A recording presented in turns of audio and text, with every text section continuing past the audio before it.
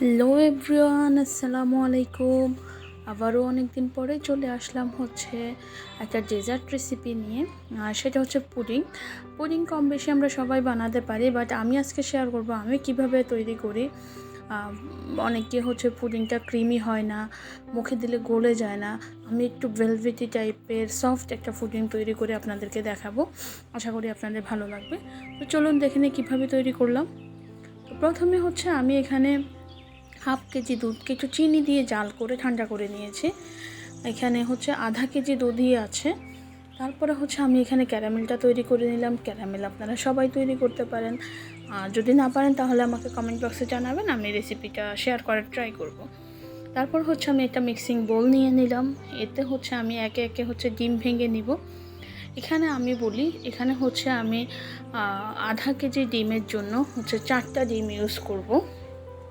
তো আমি 4টা ডিম ভেঙে নিলাম। ভেঙে এখানে যে দুধটা ছিল এটা আমি একটা পাশে রেখে দিচ্ছি। এখনই মিক্সিং করব না, আমি জাস্ট একটা হ্যান্ড হুইসের মাধ্যমে ডিম এবং ডিমের যে সাদা অংশটা আছে এটা জাস্ট মিক্স করে নেব। এটা কোনো ফোম হবে না বা কোনো কিছু না, জাস্ট মিক্স করে একত্রে মিক্স করে নেব আর কি। একটু ভালো করে ফেটাবো যাতে খুব ভালো করে এটা মসৃণ হয়ে যায়। আমি কখনোই পুডিং ব্লেন্ডারে তৈরি করি না, যেটা আমার ভালো লাগে না। তারপর আমি এখানে গুঁড়ো দুধ দিয়ে দিলাম 2 টেবিল চামচ পরিমাণ গুঁড়ো দুধ দিয়ে দিলাম। এখানে আমি যেটাকে একটু ফ্লেভারটা চেঞ্জ করার জন্য এখানে পোস্টার ক্লাক্সের কাস্টার্ড পাউডারটা ইউজ করলাম। এটা আপনারা স্কিপও করতে পারেন, বাট আমার কাছে এটার টেস্টটা অনেক ভালো লাগে এবং পুডিংটা খুব সফট হয়, একটু কালারফুল হয়, সব কিছু মিলে অনেক ভালো হয়। তো আমার রেসিপিটা ফলো করে একবার ট্রাই করে দেখবেন, আশা করি নিরাশ হবেন না। এবার সব কিছুকে এমনভাবে ঘুঁটা দিয়ে মিক্স করতে হবে যাতে সব মিক্স হয়ে একাকার হয়ে যায়। তারপর যে আমরা দুধটা চিনি দিয়ে জাল করে রেখেছিলাম, এখানে হাফ কেজি দুধকে আমি জাল করেছি, সামান্য একটু কমিয়েছি, একদম ঘন করিনি। যেহেতু আমি কাস্টার্ড পাউডার ইউজ করেছি তাই আমি দুধটাকে একদম ঘন করিনি। এবার আমি চিনি টেস্ট করে নিলাম। এবার আমি এটার সাথে, যেহেতু অনেকে ডিমের যে একটা গন্ধ থাকে এটা পছন্দ করে না, তো সেই জন্য আমি এটার সাথে একটু লবণ অ্যাড করলাম। এখানে একটু 1 চিমটি লবণ দেওয়ার উদ্দেশ্য জাস্ট মিষ্টির ব্যালেন্সটা ঠিক করার জন্য। এটা অবশ্যই দেওয়ার ট্রাই করবেন। তারপরে আমি ডিমের গন্ধটা দূর করার জন্য আমি এখানে 1 চামচ ভ্যানিলা এসেন্স দিয়ে দিচ্ছি। এটা অপশনাল, এটা আপনারা চাইলে স্কিপ করতে পারেন। তো এবার ভালো করে সব কিছুকে একটু মিক্স করে নিচ্ছি। এখানে একটু ফেনা ফেনা হলে একটু ভালো হয় আর কি।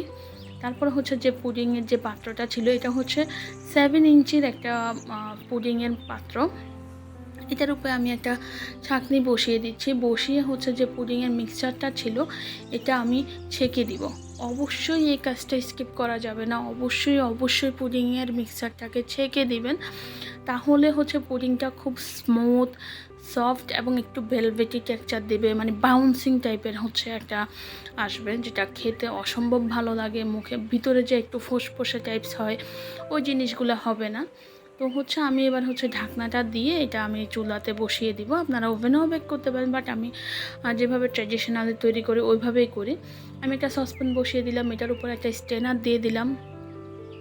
এবার এটাতে আমি পর্যাপ্ত পরিমাণ পানি দিয়ে দিব। পানিটা এমনভাবে দিব যাতে যে পুডিংয়ের পাত্রটা 3 ভাগের 1 অংশ পানিতেই ডুবে থাকে। এবার এটাকে একটু ঢাকা দিয়ে দিব। ঢাকা দিয়ে যেটার যে ছিদ্রটা আছে, যে মানে এটাকে এয়ারটাইট করে দিব আর কি। যে ছিদ্রটা ছিল এটা একটু টিস্যু বা কটন বক্স যেটাই থাকে না কেন ওটা দিয়ে আমি করে দিব, বন্ধ করে 30 মিনিট আমি রান্না করব। এটা অবশ্যই হাই হিটে করবেন। 30 মিনিট পর আমার পুডিংটা হয়ে গিয়েছে। আমি পুডিংটাকে নামিয়ে নিয়েছি একটু ঠান্ডা করে। এটা এখনও বেশ গরম আছে। আমি এখন এটাকে একটা প্লেটে নিয়ে এটাকে ফ্রিজে রেখে দিব 2 ঘন্টা। আমি এখনও কিন্তু পুডিংটা খুলিনি, জাস্ট পাতিল থেকে নিয়ে আমি এটাকে ফ্রিজে রেখে দিলাম।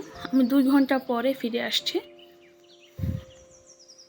2 ঘন্টা পরে এই যে দেখতে পাচ্ছেন ঢাকনাটা সরালাম, একদম সিল্কি একটা ভাব অলরেডি পুডিংয়ে চলে আসছে। মনে হচ্ছে যেন আমি আমার মুখটা কিন্তু পুডিংয়ের মধ্যে দেখতে পাচ্ছি। এটাই একটা ভেলভেটি টেক্সচারের পুডিংয়ের বৈশিষ্ট্য। এবার হচ্ছে আমি এটাকে ভেঙে নিলাম। দুর্ভাগ্যবশত হচ্ছে একটু ছুরি খোঁচা লেগে গিয়েছিল। যাই হোক, দেখতে খারাপ হলে কী হবে, খেতে কিন্তু বেশ ছিল। তো এই যে তৈরি করে ফেললাম হচ্ছে পুডিং। যদি ভালো লাগে আমার রেসিপিটা অবশ্যই সাবস্ক্রাইব করবেন, ফলো করবেন, শেয়ার করবেন, আর কমেন্ট করে জানাবেন। নিত্য নতুন কোনো যদি আপনাদের রেসিপি দেখতে চান আমার কাছ থেকে, অবশ্যই কমেন্ট করে জানাবেন। আপনাদের কমেন্টগুলো পড়তে আমার খুব ভালো লাগে এবং আমি কিন্তু পড়ি। আল্লাহ হাফেজ।